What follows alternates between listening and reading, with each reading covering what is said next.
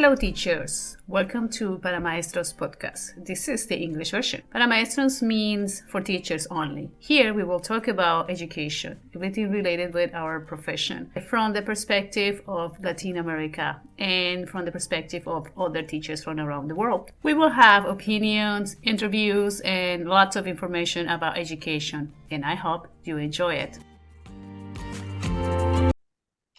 Hey teachers, welcome back to your podcast Para Maestros English version. Here we are again with Juan, and we have a special guest today. We're starting to interview teachers that work in China now and from around the world. So today we have South Africa.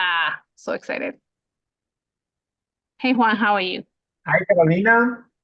How are you? From Colombia. As you said, we have now today a great guest. She's Miss Lele from South Africa. She is a teacher. She has been teaching from a little over 7 years. She has formal training for the foundation phase in schooling. She has a bachelor degree in education, and now she's teaching in China, and she's part of your school. Part of our team. How are you, Lele? How are you? Welcome to our podcast. Thank you for accepting this invitation. Guys, thank you so much. Hi, I'm actually very excited for this. This is like my first interview, so I feel like I'm going famous.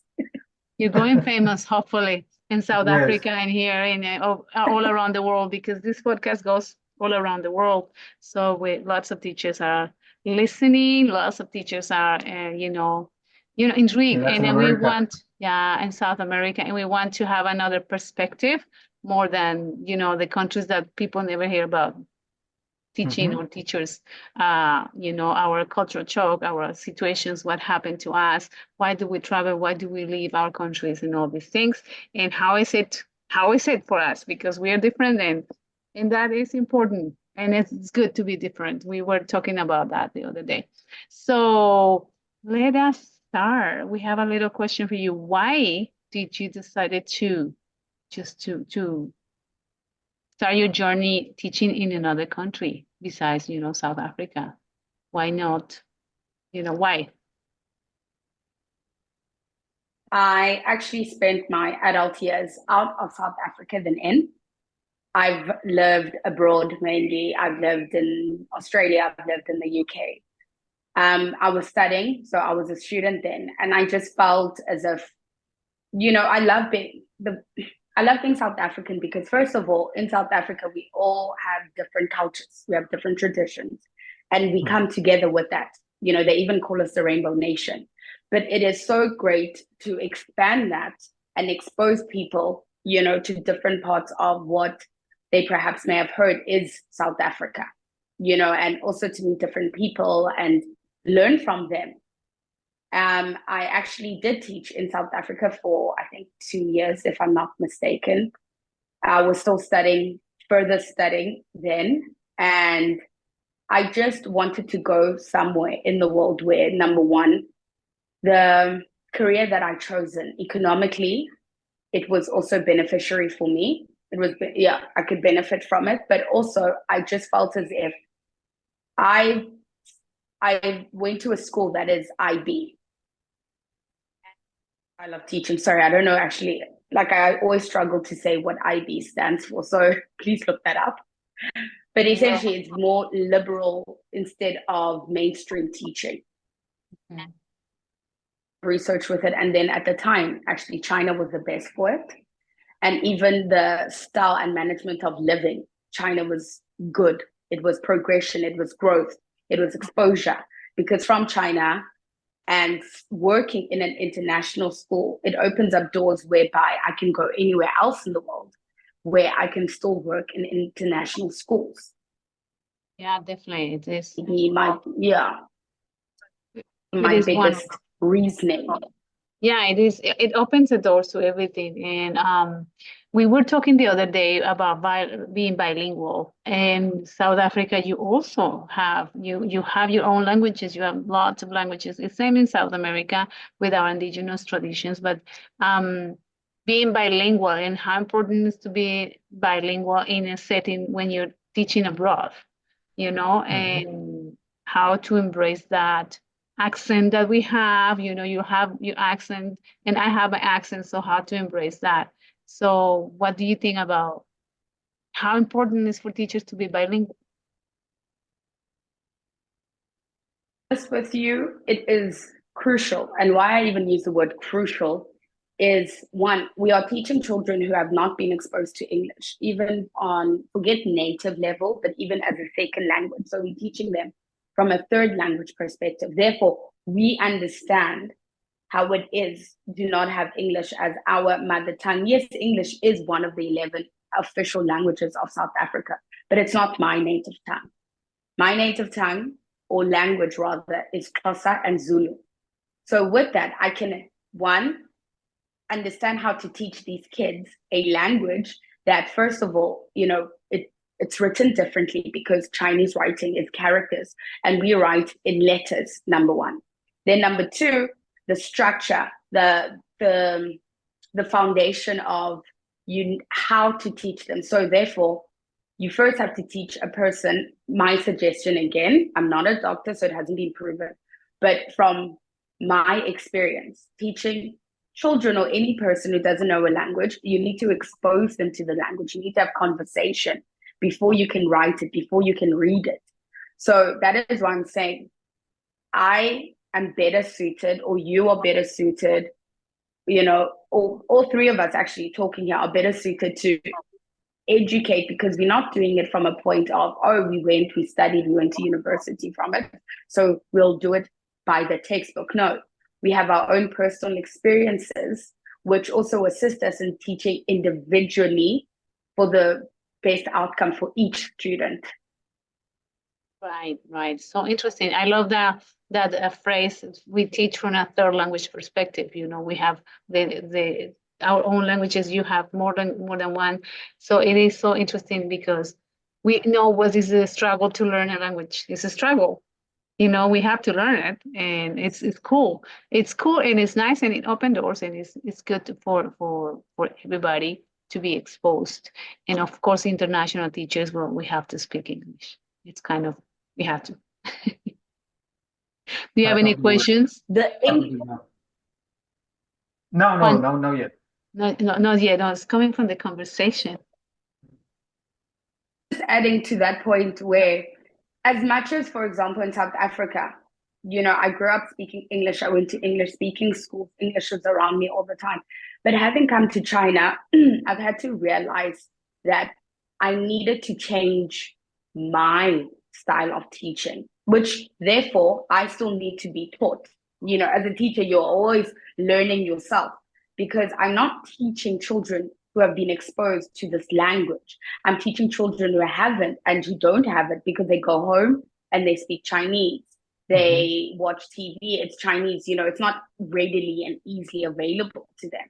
So the type of language that I used, that I would just express myself in as a native speaker, I actually have to now almost work through it in my own mind, what I want to say, and then find a way in which I can say, okay, how do I now simplify this so that this person can keep up with the conversation, with the learning part of it, and I can still get the best out of them. That is so interesting. So interesting. You're right. We have to adapt. We have to make it simple for the learner, for what the person that we talk to, even adults. Some teachers don't speak the English language, so we need to simplify in the words as much as we can, and that requires a lot of thinking. We have to think it. We have to, we have to have let me say this in a different way, and that's really important. Do you have you? Sorry. Yeah, the body language is also important. We were talking about that. I want to ask you. Lele, what were those strategies that you first implemented when you started teaching in China? What first you did to teach to the Chinese children? have done, which was very difficult because I was not exposed to China. I wasn't exposed to Mandarin in any which way. So I, first of all, needed to understand, I need to firstly respect their customs, their language. Yes, I am here to provide a service and to try and get the best out of them in what I know. But I need to also meet the culture halfway. I need to meet the language halfway. So you walk into a room, it is healthy and it is respect to just bake how, because it also grabs people's attention and the children's attention in the sense of, oh, this person is trying. Let's give them that space. And then from there, ni hao, hello, and they will also understand, oh, okay, this is the greeting. So that is one of the adaptations I did. Secondly, you can see it now through my speaking. I speak with my hands, with my body, with my movement. So everything has been a grand gesture. So it's not just about what I'm saying. You have to be expressive. You tell anyone, I am happy. You smile, you laugh. I'm upset, you ask a question. So your face and your body are also very crucial in your journey, in the sense of communication. So these are some of the strategies I've adopted. I also use a lot of flashcards. It's with the younger grades. When I taught kindergarten, that's where I actually started, because now I went from kindergarten to grade 3 to grade 4. So with it, with the younger kids, they learn by sensory, whether it is sensory in the sense of touch or smell or taste or touch. I said touch before, but hearing, auditory. So you need to figure all these things out, and you do not figure it out in 6 months or a year. It's over time. I've been here for 4.5 years, and I'm still learning how to adapt and to say, you know what, that worked for that class in that grade. But this current academic year, how do I adjust it to these current children that I am now responsible for? Definitely. That's the best way to describe it. Continue, please. I was wondering about the challenges, and as teachers and as human beings, when we move to another country, we have this cultural shock, these moments that are so hard and so difficult. Did you have any these experiences, and how did you manage? How did you overcome those? I think your voice is leaving us. No sound. I know. I think I'm starting to get flu. Sorry. So the biggest thing is I moved here in 2020. Oh, wow. All the borders were closed. So COVID is starting, and no one at that time was well versed as to what is COVID, what causes it, how do you get it? And there was a lot of speculations, and it was carried by foreigners, was carried by this, that, and the next thing. I don't want to get into the negativity of it all. But for me, the adaptation at that time was that not just a foreigner, but I'm also a Black person. So this is something which was a culture shock for them, which was not even culture, racial shock. People who were interested in me, so they'd want to be close to me, they'd want to touch me, they'd want to take pictures and you can tell it was from a positive point of, I've never been exposed to this type of person, I'm interested in them. But then you got those where you walk around, they're either going to close their mouth, they don't want to talk to you. The Didi, which is an Uber, wouldn't want to pick you up because they were scared of you. Now, all these racial divisions, yes, I'm coming from South Africa, and someone might say, but Lele, you guys went through apartheid. It's different. It was very different coming here because, like I'm saying, very few people looked like me. No one spoke the language that I speak. No one traditions or cultural behaviors as I did. But I needed to understand, and again, it took time, that I need to get out of my comfort zone and understand I am a visitor in this country. They are still welcoming me, no matter how stressed I am. I'm still someone who needs to come into this country, accept what they are, and in that, still keep who I am and educate even a person who's walking down the street, like, no, I'm just a person. You're not going to get anything if you walk next to me. You're not going to feel any different way, you know? But all these things, you still find them. And then in the professional sense, there have been shortcomings where in certain positions, I did not get them because I'm either a woman or I am Black or I have certain religious beliefs. You know, there's always certain reasons behind certain oppression. But you either say to yourself, you know what, that school or that job was not for me. There is a place for me, or your bags. But then if you do that, that's something, you know, you're going to always find trials and tribulations anywhere you go in the world. But it's just about how you find your support system through different, you know, different people who you're going to be around. And I'm not just talking Chinese people, I'm talking other international people. Right. Yeah. Yeah, definitely it's a struggle, and we know that it's very difficult in certain provinces, for example, certain places that they've never seen a Black person, they will be a little scared. And also the exposure that, you know, that it happens everywhere. When you see and you look online, let's look for a person in a kid drawing a person is always a white person. So it's starting to become more common to have a representation in the drawings in the other fields, and to see and to expose children to that, to let them know, hey, there is people in the world that don't look like you, and that's okay. So that is part of the things, and I think that's your mission, actually, without knowing it or knowing it. It's to be that bridge between the kids that don't know anything about South Africa and Black people to you know, for them to understand, oh, that's okay, that's normal, you know, it's not like, oh, that it's just part of life, and it's part of what happened in the world, and we see it's normal. That's what some of the important things, and having that representation, it's important. And I see when I got to school, and I see the kids, how much they love you, how much they come and hug you, and they want to be with you, and they laugh with you, and you joke with them. I have a student that loves her so much. He always goes and, oh, Miss Lele, and he goes and, well, you know, he needs to see you. So that is beautiful. And it's nice that they have that exposure, and now invite schools around the world to incorporate and have more Black people in their communities, because it's important. Well, Latinos too, just in case. Yes. I love that. That is just what multicultural education is. To have people like you in a school interact and have that exchange of culture and point of view and different perspectives of life. That is very interesting.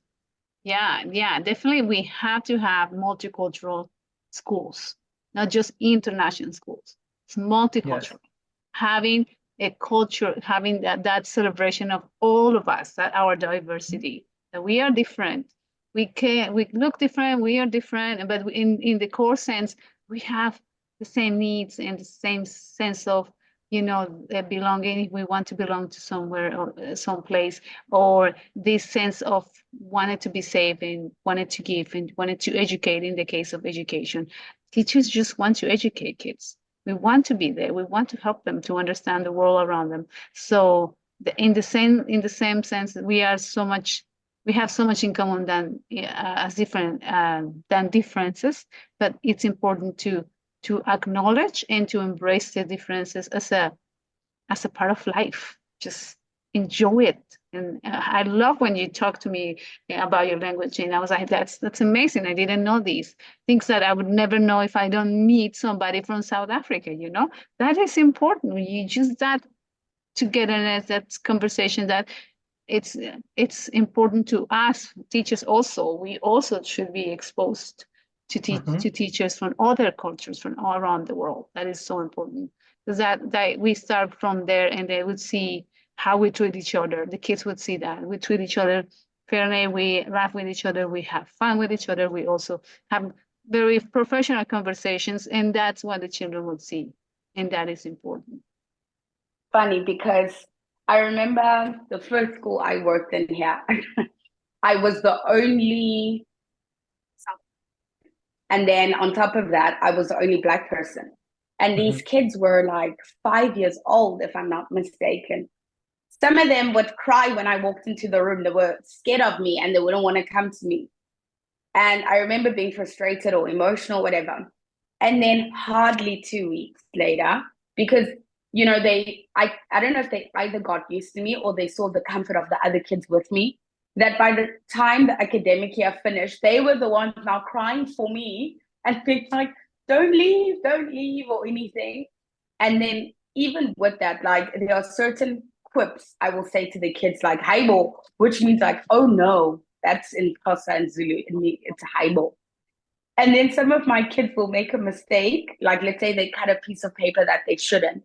And then you hear the other kids in the background, "Haibo, Haibo." So they now are emulating things I'm saying. So, or I'll be like, "Hi, Chomi," and Chomi means friend in my language. So I'll walk past and they'll also be like, "Hi, Chomi."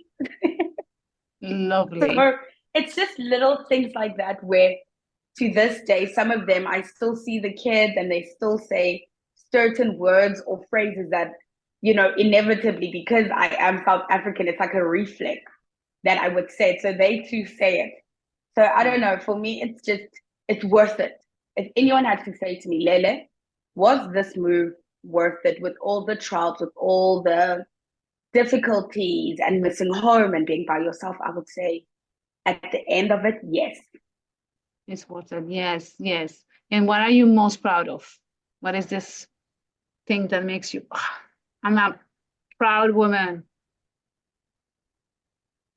With you, there's two things, if I may. The first thing, my growth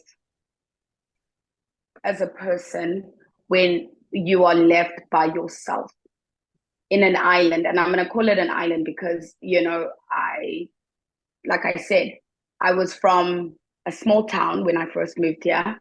So very few people looked like me. Very few people spoke English. Things had a hand in it. But I had to find myself in all of that.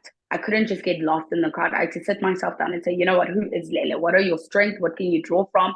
What can you learn from? How can you still come out with your character, but also having adapted to the way of life here without losing yourself? So I am very proud of the strong-willed person I have become. I've never been to the East in terms of living. Yes, visiting holidays different.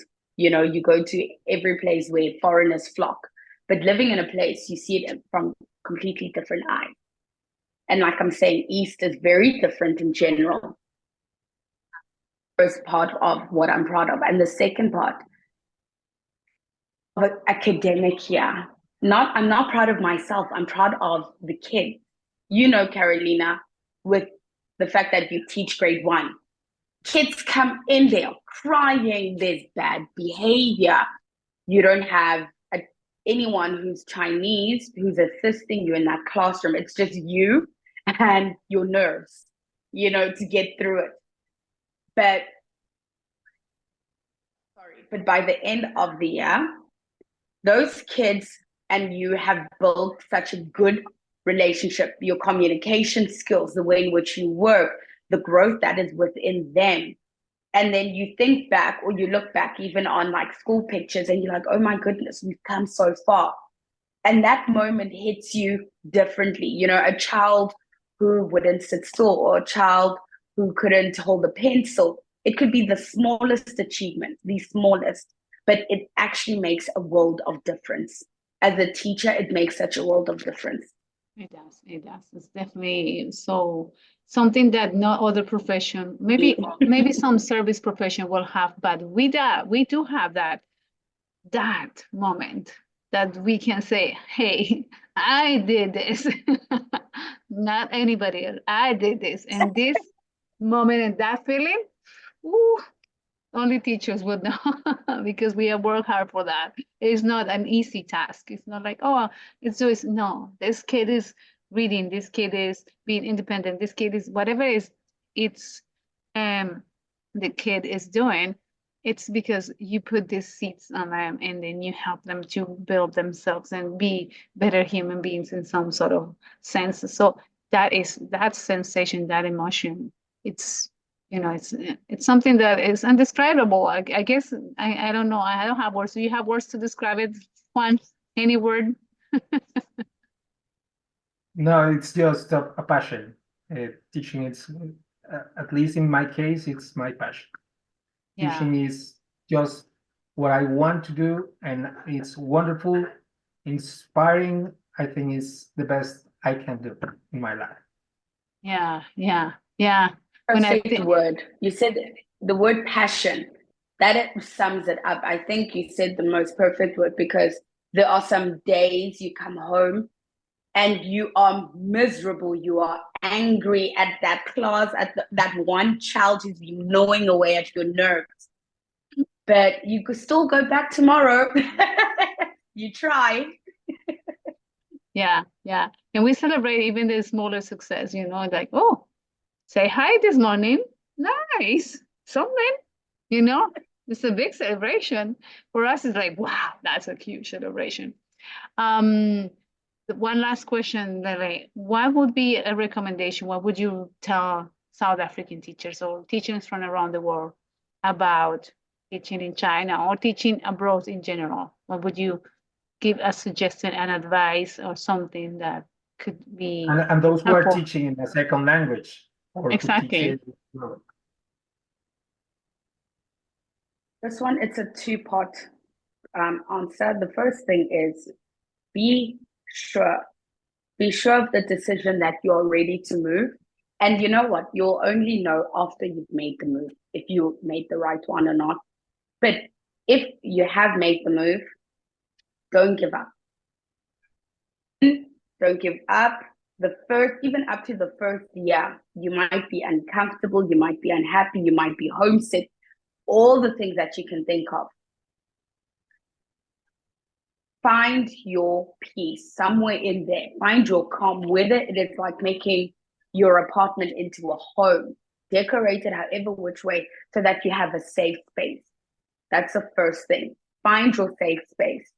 And from there, your confidence grows and everything else around it. You like the achievement we just spoke about with the kids, where you're like, oh my gosh, you look back and you see how this child has made the smallest accomplishment. You look back on yourself and say, oh my goodness, I survived it. As teachers, for example, who were here during COVID, we survived it. We are better people. No one is bitter. No. And anyone that I know, we're not bitter.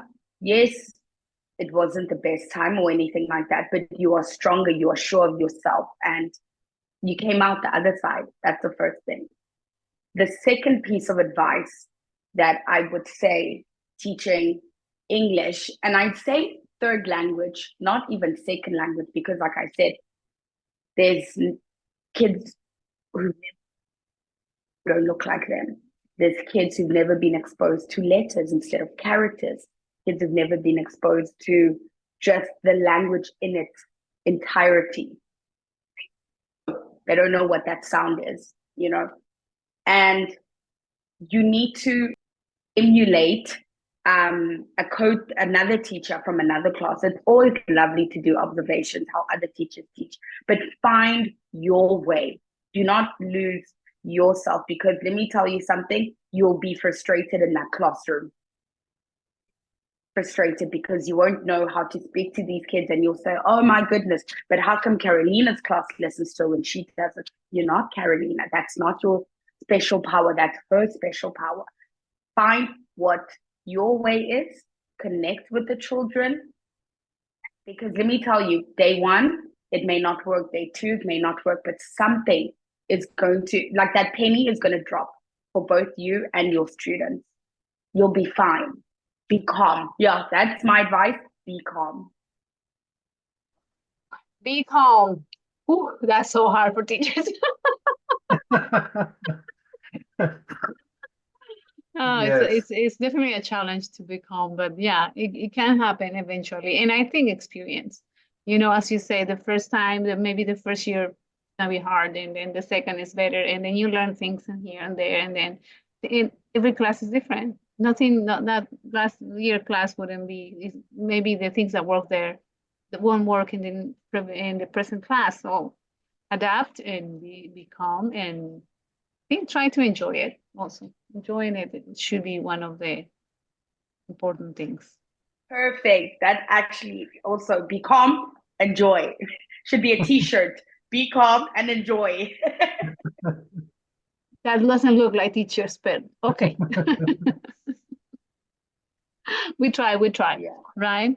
Well, do you have any questions, Juan, for Lele Oh, today? it It's was a amazing. great talk. It was Thank you, Lele, beautiful. for your advice. It's Nice. beautiful. Thank you for coming to our podcast to be here to tell us and share your wisdom with us because we need it. We need it for all the teachers that are there trying to figure out things and then we got you back, guys. We got you back. We try.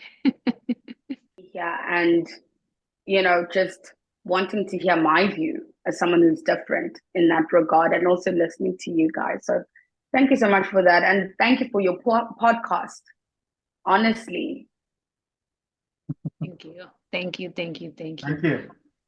Thank you. See you soon, teachers. I hope you enjoyed this. This was Bye. a special guest, and we will have more teachers coming and enjoy and share, English, share our experience. And so we hope you enjoy it and see you soon. Keep talking. Bye. Thank you for listening, teachers. Stay curious. Connect with me on social media and explore my website. All the links in the description below.